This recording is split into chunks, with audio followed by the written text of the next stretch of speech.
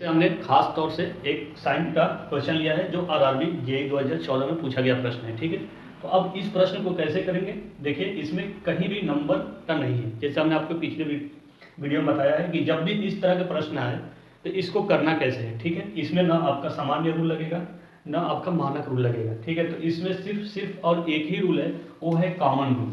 ठीक है, वो है कॉमन रूल। कॉमन रूल से ही इस तरह के प्रश्नों को आप कर सकते हैं। तो इसमें कॉमन रूल के मतलब ऐसा चेक करेंगे कि जो इसमें भी खास तरह का जो चिन्ह है वो इसमें भी हो। ठीक है, तो जा करके हम इस पर वो रूल अप्लाई करेंगे कॉमन वाला। उसके बाद जिसके विपरीत पूछ रहे हैं उसके हम जवाब दे सकते हैं। तो सबसे पहले प्रश्न को पढ़ेंगे। प्रश्न में ये कह रहा है कि दर्शाई गई स्थिति के आधार पर ये खास तरह का चिन्ह है जिसको हम शायद एट द रेट बोलते हैं, चिन्ह के विपरीत क्या होगा। ठीक है, तो एट द रेट का जो चिन्ह है इसके विपरीत पूछ रहा है। तो इसमें देखिए इसमें है एट द रेट लेकिन इसमें नहीं है। तो अब इसमें एक ही रूल ही है कॉमन रूल, तो उस कॉमन रूल को खोजेंगे। तो इसमें एक स्क्वायर है तो इसमें स्क्वायर नहीं है, लेकिन इसमें एक ट्रेंगल है तो इसमें एक ट्रेंगल है, यानी त्रिभुज इसमें भी है इसमें भी है। तो हमें एक जो कॉमन है वो मिल गया, इसमें भी एक फलक कॉमन है इसमें भी एक, मतलब जो चीज़ इसमें है वही इस चीज़ में है। तो कॉमन रूल यही कहता है। और उसके बाद जो हम आपको बताते हैं कि या तो क्लॉकवाइज में लीजिए या एंटी क्लॉकवाइज में लीजिए, दोनों में एक ही लीजिएगा। ठीक है, कोई भी डायरेक्शन लीजिएगा दोनों में सेम लीजिएगा।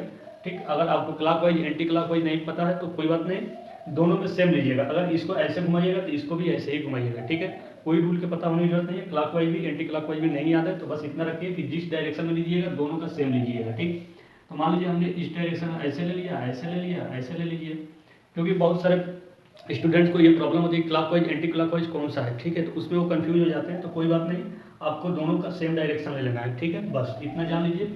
अब इसको भी ऐसे ही घुमा लीजिए। ठीक, हो गया, सेम डायरेक्शन हो गया।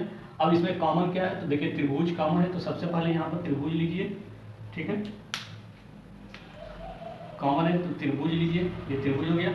अब त्रिभुज के बाद कौन सा आ रहा है, तो आपका स्क्वायर आ रहा है, स्क्वायर ले लीजिए। अब स्क्वायर के बाद आ रहा है एट द रेट का साइन आ रहा है, ये ले लीजिए। ठीक, अब इसमें भी त्रिभुज कहाँ है, तो त्रिभुज से ही लेंगे तो त्रिभुज के नीचे त्रिभुज आ जाएगा।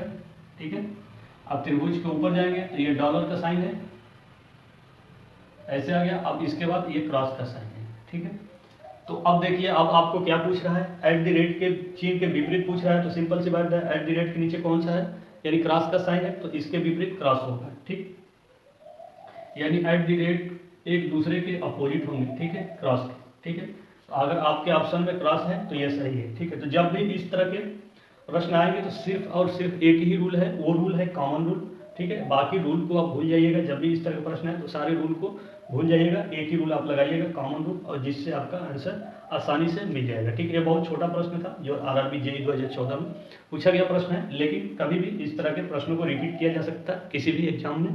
ठीक, तो चलिए देखते हैं नेक्स्ट क्वेश्चन हमारा क्या है और उसमें किस तरह के प्रश्नों को उसने पूछा है। ठीक है, बहुत छोटा प्रश्न था।